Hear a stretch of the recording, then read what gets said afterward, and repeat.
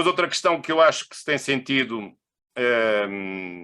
não muito a meu ver, mas alguma coisa, é o problema da diminuição da exigência. E realmente hoje as coisas às vezes atingem um limite do insuportável.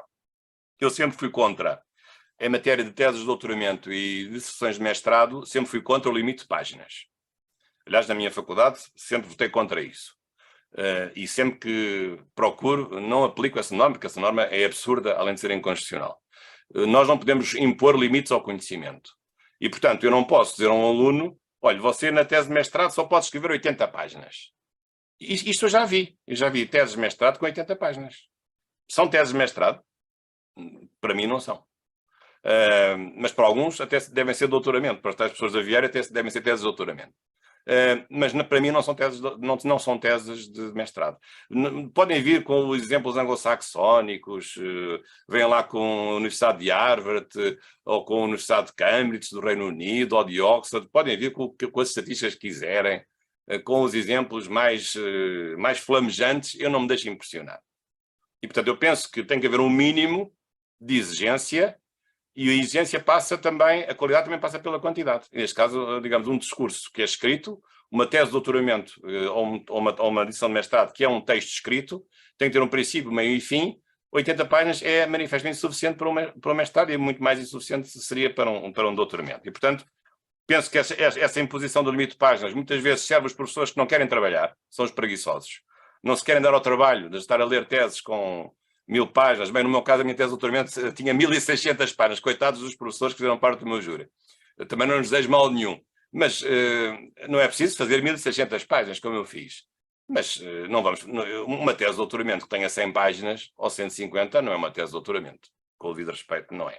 Deve ser noutro país qualquer, mas não é nos nossos países, acho eu. E, portanto, tem que haver aqui um grau de exigência. E sobretudo, o que se passou, muitos dizem isso, é que, no fundo, as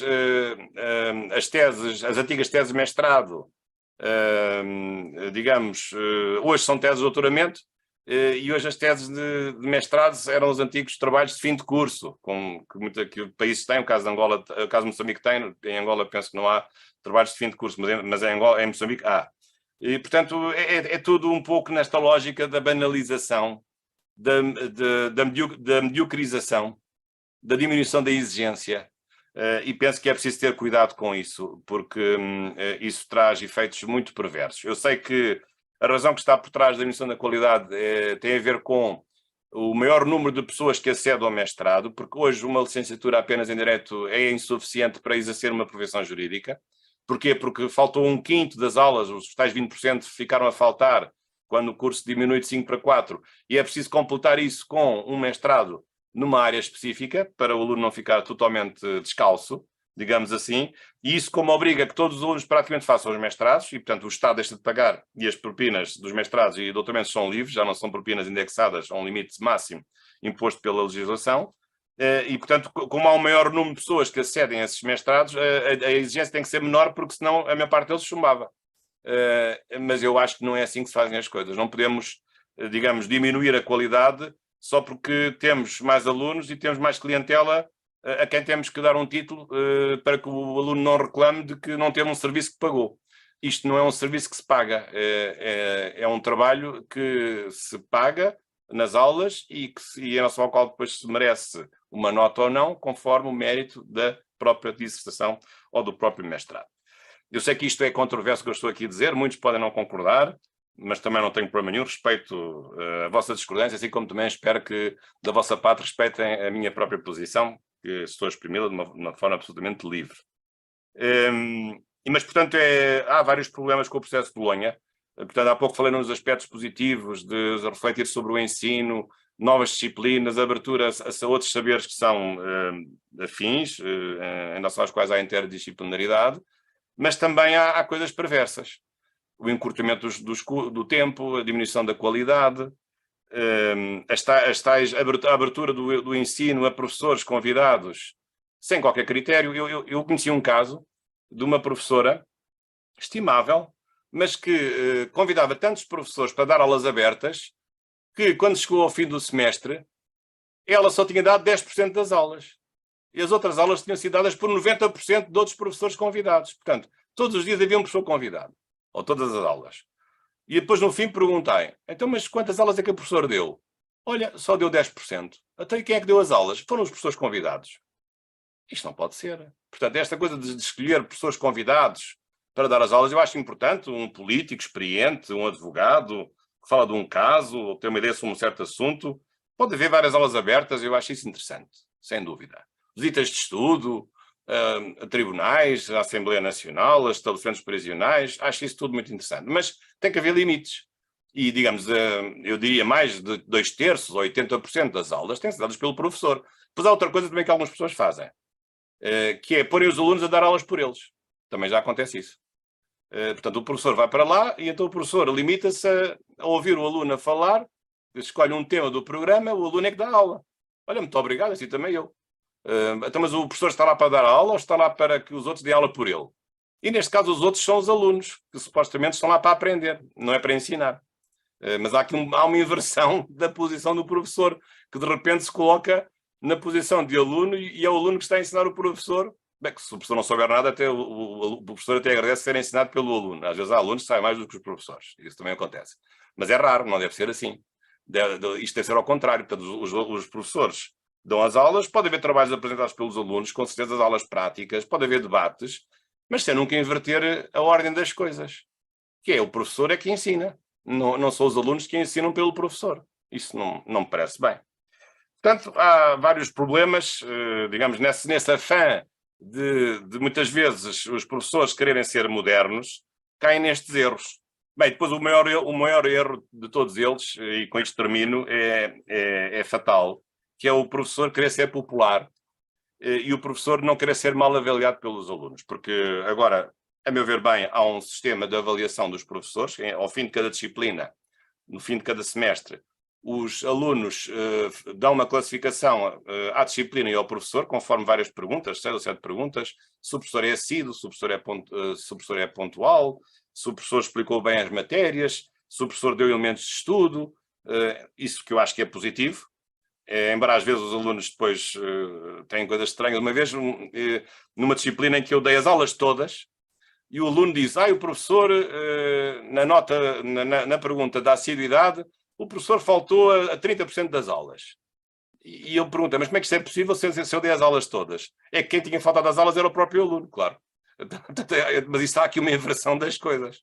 Portanto, há inquéritos pedagógicos que são importantes. O professor pode saber qual é o aspecto, e eu até sei, tenho as coisas em que sou melhor e que sou pior, sei quais são, tento sempre melhorá-las.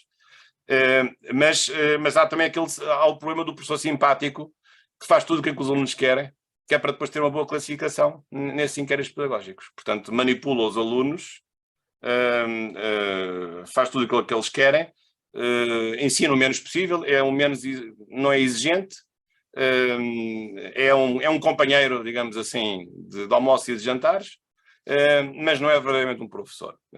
E, portanto, penso que isso também é um aspecto, pode ser perverso. A avaliação docente pode ser perversa. Há pessoas com maneiras diferentes de ser, uns mais simpáticos do que outros, mas nós não estamos a avaliar nesses inquéritos, não estamos a avaliar se o professor veste bem, se o professor é simpático ou antipático, ou se o professor é conservador ou é progressista. Nós estamos a avaliar o ensino. E muitas vezes os alunos confundem as qualidades de ser professor com outras qualidades que são exteriores àquilo que devem avaliar. E portanto, isso também é preciso ter cuidado, sobretudo quem gera uma universidade, não se deixar levar por esses critérios que muitas vezes não são justos e não são verdadeiros. Portanto, olhem, deixei aqui um conjunto de considerações e de provocações, como eu gosto, já me conhecem, e acho que eu, ao falar-vos disto, julgo que também estou a falar a grande medida da experiência portuguesa, e até acho que não é difícil perceber de que experiência em concreto eu estou a falar. Mas até vos digo isto para que em Angola não se repitam estes erros, porque isto são erros graves que estão a ser cometidos em algumas faculdades de direito portuguesas, e como a tentação é grande de exportar as coisas, às vezes não devem exportar os erros dos outros, devem ter um caminho próprio, no qual, em quase Angola, tenho acompanhado e no qual tenho tentado colaborar, mas, sobretudo, ver isto numa perspectiva de tolerância e também de complementaridade nas várias formações. Já agora, um último aspecto, estou aqui a ver o professor Otávio, agora em grande plano, e também me quero dizer isto. Também outra coisa muito importante do processo de Bolonha é que os professores não têm que ser todos juristas. Um professor de uma faculdade de Direito não tem que ser jurista de base. A Bolonha também nos veio trazer outra realidade muito importante na nossa vida, que é podermos ter várias formações complementares, ser licenciado em Direito e ser mestre em História, ou mestre em Sociologia, ou ser licenciado em Sociologia e ser mestre em Direito, ou ser licenciado em História e ser mestre em Direito. Portanto, o Direito não é incompatível com as outras ciências sociais. Claro, havendo aqui um mínimo de proximidade e havendo um mestrado de mais natureza especializada, mas não tenho uma visão imperialista dos juristas, da sua superioridade em relação a outras formações, não, nunca tive. Aliás, eu fui coordenador de vários cursos, em grande medida interdisciplinares, no caso do Direito e Segurança, e em que metade dos alunos não eram juristas, ou eram licenciados em Ciências Militares ou Ciências Policiais, e fizeram teses de mestrado e doutoramento tão boas ou até melhores do que muitos juristas licenciados. E, portanto, eu tenho provas na minha vida profissional como não é necessário ser jurista para poder ter um grau de mestre em Direito ou um grau de doutor em Direito. E penso que isso deve ser, acho que deve ser visto com alguma prudência, acho que deve haver um pluralismo de base dos professores, com certeza que a maioria de um curso de Direito os professores devem ser juristas, admito isso, mas pode haver outros professores não juristas, e ou que obtêm outros graus académicos no âmbito da Faculdade de Direito, porque o Direito está em rede com outras ciências sociais. Não deve ser visto apenas numa visão ultrapassada, positivista, legalista, normativista, mas deve ser visto em contexto. O que não quer dizer que o direito se transforme numa política ou que o direito se transforme em ideologia. Esse é outro problema também que está a acontecer. É que há pessoas que vão para as aulas e julgam que vão para um comício partidário ou que vão para uma associação de voluntariado ou uma associação para defender os direitos de certos grupos. Portanto, as aulas não são aulas de proselitismo, não são comícios, nem são partidos políticos. As aulas são aulas em que deve haver a exposição das matérias. Não devemos confundir direito com política, nem direito com ideologia, nem direito com religião, nem direito com outras concepções. Pode haver, enfim, em direito constitucional podemos falar de várias ideologias políticas, mas não vamos impor uma ideologia política específica. Portanto, penso que também é muito necessário hoje os professores não saírem do seu papel. Uns querem ser atores, espero que não cantores, outros querem ser políticos e, portanto, aproveitam muitas vezes as faculdades como palco para fazerem política ou para fazerem ideologia ou para difundir ideologias de várias áreas. Penso que isso é altamente perigoso. Isso no ensino público viola princípios constitucionais, que é o princípio da neutralidade do ensino.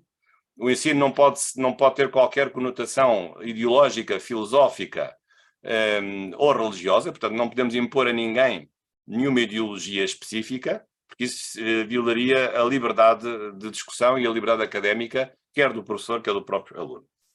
Muito obrigado, então, à presença e, em particular, ao professor Otávio, que me esteve aqui a ouvir com muita paciência, e a todos os outros. E agora estou à vossa disposição para as perguntas que entenderem fazer. Espero responder a todas. Muito obrigado. Muito obrigado, professor Bacelar Gouveia. Como já se esperava, uma grande aula.